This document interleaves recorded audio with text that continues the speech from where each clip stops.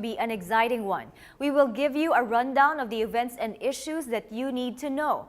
Join us as we count down to the midterm polls. I'm Mai Rodriguez, and this is Elections 2013. With me is our resident election analyst, former COMELEC Commissioner Attorney Gregorio Larrazabal. Good evening. Good evening, Goyo. Well, in our country, politics is often surrounded by corruption, but for tonight's episode, let's look at the other side of the story by giving credit to government officials who were recognized by different award-giving bodies for good governance. For a greater understanding on this topic, let's watch this report. With us is former Secretary of Presidential Flagship Programs and Projects at the Office of the President, Secretary Ernesto Ordonez. Good evening, Ka-Ernie. Good evening, Mai. All right. Ka-Ernie is also a convener of the Movement for Good Governance and chairman of Alianza Agricultura. All right, Ka-Ernie, first of all, let's start about Movement for Good Governance. Tell us about what it is and its advocacy of espousing good governance. Before the 2010 elections, a group of like-minded people who wanted good governance came together. They came from the private sector, business, farmers, etc. They came from government. They came from the people who used to join government. They came together, and they thought that they wanted to have a movement that would be non-partisan, but political. Meaning to say they don't go for parties, but they go for political governance.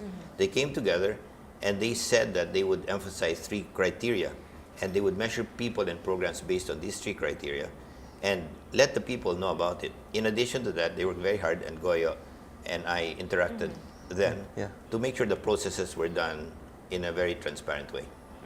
So you're also evaluating if leaders are effective in terms of their reforms and policies in their local governments? That's one of the things we do, but of course we comment on programs, we make recommendations for good governance. But one of the things we do, especially as it relates to these elections, would be to look at the actual candidates to make sure that they are what they say they are. So how do you help with voter education? How do you make the voters know that the candidates are what they say they're doing is what they're actually going to do when they get elected to office? Well, first we look at their record because it's hard to look at promises. So we have a research team that looks at the record. For example, if they say they will move for a certain aspect, are they consistent, or do they change midstream? Are they consistent with what they say? But what will you answer? How would you answer people when they ask you that, for example, a candidate gets a scathing remark from your organization? They'll say, no, they're biased against me, they're there to demolish my candidacy, they're there to destroy my chances of winning. How do you answer them? Well, first of all, the Movement for Good Governance knows that the research is not necessarily perfect. Therefore, they would welcome any corrections to their data. Secondly, instead of evaluating that is good and bad, we just describe, did they do it or did they not do it? It is descriptive, not evaluative. But your point is well taken. If the statement is erroneous, then the Movement for Good Governance would correct it. How do you make voters aware, Ka-Ernie, of your ratings and evaluation of LGUs and the leaders? Let me just say descriptions of what they do rather than evaluations. I'd rather not go evaluation. There are what you call town hall meetings where we get media to cover it. Then there are campaigns across the country. For example, in this criteria, they go to certain municipalities where there would be volunteers who would try to do research and give information on this. So as the elections come nearer, you'll find people will talk more. And this will come up during the town hall meetings that you will hold? Yes, but in addition to that, there's backroom research that's done. And that will be given in different forums, not just the town hall meetings, but also through meetings with university students, meetings with NGOs, meetings with businessmen. So one of your members, I understand, is Gus Lagman. Yes. Known for being an advocate of electoral reform. Yes. And one of your long-term goals is voter empowerment. So how do you encourage LGUs to empower their voters? Well, first of all, Movement for Good Governance is composed of many, many, many organizations. And each one has its own advocacy and its own program. In certain areas, they go to the youth. So they would probably go to the Kabatang barangay groups. Other people would go to sectors like the elderly or the women, etc. And they would espouse the criteria. The most important thing they want to give is the message, elections matter. Do not think that this is for nothing. It means a lot. It means your future. And second, if elections matter, do you vote on looks or the ability to sing? There are more important things. And those are the three criteria. And once we give that, already the voters have information on these things. But at least it orients them to ask the questions. Ginagawa ba niyo yung sasabihin niya? You know, they have these questions. Then they evaluate.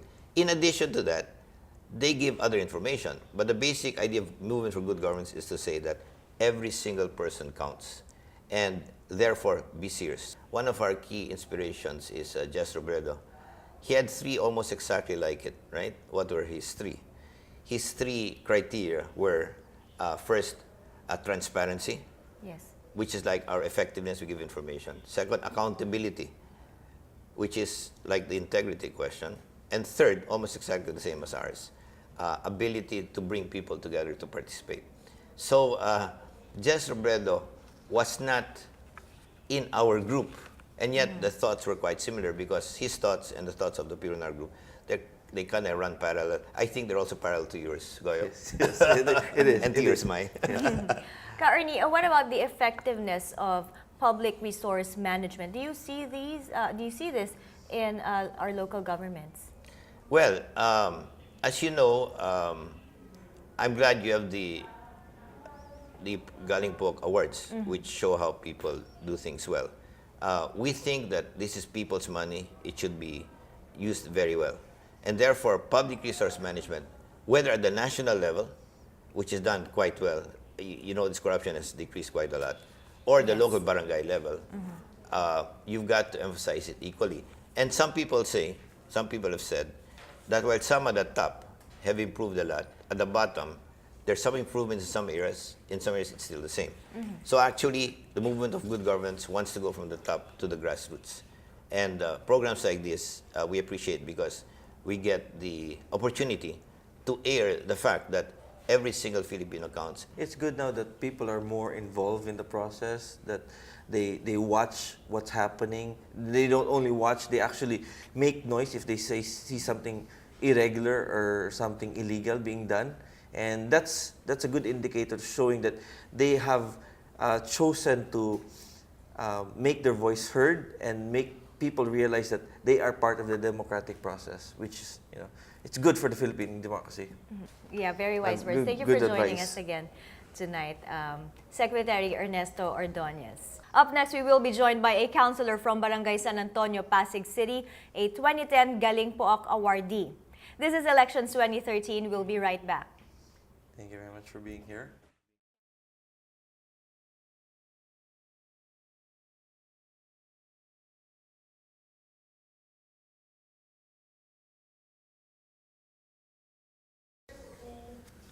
You're still watching Elections 2013. We're talking about good governance. Also joining us tonight is Kagawad Melvin Villaruz, co-chairman of the Disaster and Risk Reduction Management in Barangay San Antonio, Pasig. Melvin, you were awarded last 2010 by the Galing Pook Awards because of your barangay emergency program. First of all, let's explain that Galing Pook is conferred to 10 outstanding local governance programs every year. Melvin, tell us about your project. Ano ang ginawa nito para sa yung mga constituents? Yung program na ito is para maibigay mo sa mga constituents natin nationwide na makakatulong, no? Sa buong Pilipinas, which is the emergency medical program, which is na ginawa natin sa buong Pilipinas. Na mai-share ko yung mga programs ng emergency. First of all, di ba nag-start ito sa barangay ninyo in Yes, Pasig, sa Barangay San Antonio? Barangay San Antonio. So, paano ito nagsimula? Nag-start to noong 2008, no? So, 2008, karoon kami ng isang emergency medical program, which is headed by tatlo yan eh. Meron tayong EMS, is Emergency Medical Services, Fire Suppression, and Search and Rescue Team. No? So, combined efforts yun. Combined po yan. Pinaghiwalay-hiwalay po natin.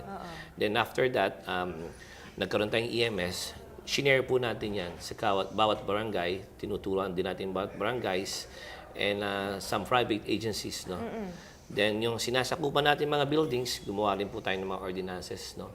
Regarding sa mga buildings natin, dapat po meron silang at least 30 emergency response team.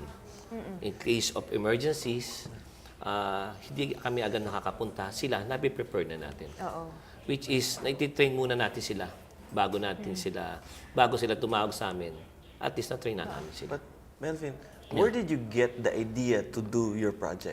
We get this idea from other countries, no? Like Singapore and United States and also Australia. Kasi meron din po tayo kasi which is nakakaiba nga rin po sa ibang barangay, meron tayong mga volunteers na consultant na Australian paramedics, no? Na which is, yun ang consultant natin hanggang ngayon. So basically, the residents from other countries or citizens from other countries help you develop the Yes, program. yeah. And what's the impact in the barangay, in the specific barangay? How have they benefited? Usually, napakamalaki, no? For example, the emergency medical services, they have a protocols, no? They teach us protocols, no? Hindi tayo basta-basta kukuha tayo ng pasyente sa daan, no? Hindi natin. Kunyari may aksidente. May aksidente Oo. na, no? Hindi mo agad basta dadamputin yan. We have protocols, no? Kasi usually yung mga tumutulong, usually sila pa nakaka-aksidente. Kaya yung protocols natin dyan sa emergency services na sinishare natin sa bawat rescue teams. So Like may you- training sila Yes, on first nagkakaroon ng aid. C-collar. Yeah. Yung mga emergencies natin, bago mo pick upin, tanungin mo muna yung pasyente. Yun ang ginagawa natin. Kasi usually when an accident happens, Yes. people see a person laying on the ground, they immediately try to pick him or her Yes, up. oo. But sometimes that causes more problems. More diba? problems. Exactly. Oh, yes, sir. Yeah. I'd like to share lang also, Agoyo, kasi yung barangay nyo, your barangay can afford to do this program, emergency response, na may funding talaga because yung real property tax collection ng Ortigas, Yes, sir. kasama ang Ortigas Business District, right? Because it's a mixed residential commercial Yes. area. So yung real property tax collections are more than sufficient to fund the establishment of that kind of sophisticated emergency response Yes. program, di ba? So konting mga barangays lang ang nakikita Yeah. natin na ginagamit yung funding Okay. for a specific program that truly helps Yes. the That's barangay, right, the that's right. community. That's right. Oh. Gaano kalaki na yung reach nyo? Talaga sa totoo lang, nationwide na po tayo. Umaabot na rin po tayo ng Zamboanga, Mindanao, Palawan. Wow, hanggang And Mindanao. tuloy-tuloy pa rin. Every month, meron po tayo naglalakbay aral sa ating barangay, which is na sinishare po natin yung ating kaalaman sa disaster management. So yung which training na yan, of course you go out of town, Yeah. lalakbay kayo hanggang sa Mindanao. Funded din to galing sa ano. Usually po, ang ginagawa ng ibang city sa municipality, sila po nagbibigay ng pamasahe sa amin. Usually po ganyan. Opo. And there's a command center in the barangay hall. Yes, ma'am. Kailan na set up tong command center? Ganun din po.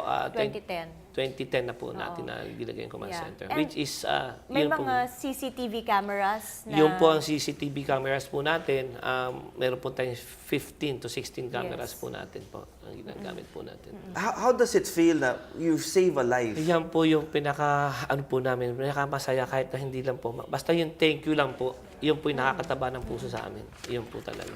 Yung emergency response program nyo, Melvin, paano to nakatulong during Typhoon Ondoy? Nung time ng Typhoon Nundoy, which is kami nga kasi yung higher part ng Pasig, expected na po namin talaga yung magkaroon ng problema in case of tsunami na nadudubog pa ang Pasig. Which is, ganun po nangyari. Nag-concentrate na po ang ating city rescue sa Pasig. No? At noong time namin na kami na nag-concentrate sa may Ortigas Extension kasi So doon kayo sa doon kami sa Ortigas Ortigas Extension, yung going to Cainta, tatawid yung mga tao. Ginawa natin, nagkaroon tayo ng ano doon, naging IC rin po tayo doon kasi wala po pamamahala. Kaya ang ginawa po natin doon sa Undoy, inuna po natin yung mga puro babae. Kasi yung mga lalaki naman, nakakatawid. Kaya nila yan. Oo, kaya ang ginawa po natin, gumawa tayo ng sistema. Tapos yung mga rescuer ng ibang cities, nag-coordinate natin. Then binabato naman dati natin sa Pasig City, yung dumadating. Kaya naging IC ako dun sa area ng Ortigas. Which is, pag ganun pa rin, tuloy-tuloy pa rin. And it's good, no? Kasi you focus on the women and the children and the Yes. elderly, no? Kasi the Yes. men can handle their own, eh. Yes, Kasi, experience ko doon talagang grabe. how do you make sure that your program should be continued? Like, for example, di ka nakatatakbo next year. Yeah. Yung papalit sa'yo, will they still continue the program or... Dapat po i-continue na yung program. Kasi meron na po tayong organizational chart. Kahit mawala man ako, meron na silang formula. So, institutionalized na yung changes and programs? Opo. Yes, kahit na mawala man ako, may magpapatuloy na. Kasi meron na siyang guided na siya ng organizational plan na ginawa natin, patuloy pa rin. At saka may mga bago tayong mga programs na i-share natin, which is the panic button switch, which is wala pa sa iba nating... Ito yung bago niyong project ngayon. Yes, Paano opo. naman tong panic Ito po, button in case of switch? emergency, meron po tayong panic button switch sa isang map. Meron po kaming Google Map po dun sa area namin. In case of emergency, hindi sila makatawag sa command center. Nagdadial lang sila ng cellphone at magbiblink yun sa area namin. Alam na namin na may aksidente. Meron tayong mga first responder po sa area. 5 minutes lang nandun po. May mga motorbike. But you need a smartphone for that kasi Kahit anong phones po. kahit anong phone? SIM card lang po yun. So it's hooked GSM. up to the Yeah, GSM, system, no? the network, yes, di ba? Yes, Yun po yung ginawa ko Galing, na no? Galing. very cheap. Cellphone lang po yun eh. Yes. Yung mga hindi ginagamit, share mo sa akin cellphone mo, sira, bigay mo sa akin, gagawa natin. Maski yung mga old na 2110, Yes, so mga kaya 32 tontuwa ako, nag-share sila. 3210 mo. Yes sir, opo, yun po, yung system na yun. It is Alright. napakaganda naman. Congratulations again, Melvin, sa inyong mga Galing po Award Thank you. and your more recent awards. This is Elections 2013. We'll be right back.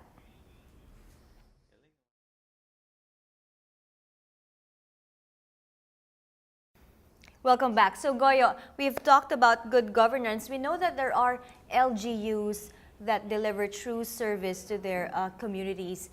But how come there are still effective leaders who don't get re-elected? Well, President Obama once said that I always believe that ultimately, if people are paying attention, then we get good government and good leadership. And when we get lazy as a democracy and civically start taking shortcuts, then it results in bad government and politics. Ultimately, the responsibility on choosing the leaders we have will rest on the voters. If we have bad leaders, we can't blame anyone except the voters. So we have to be aware. We have to look at the candidates, what they stand for, what are their platform of government, what are their previous experience, and how they will serve us, the voters. Ultimately, because if we vote for them, we're stuck with them for the next 3 or 6 years.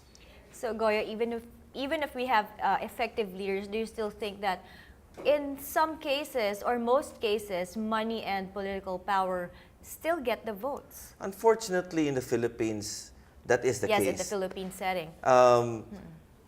Specifically for national candidates, it's really expensive to run a national campaign, especially if the candidate is a candidate who's not well known, who wants the people to know him. You have to wage a very expensive media campaign. We have to level the playing field, make the electoral process more accessible to people who are qualified and whose only intent is they want to serve the electorate. All right. We would like to thank you all for joining us tonight. Tune in again next week as we tackle issues that matter to you. I'm Mai Rodriguez, and this is Elections 2013.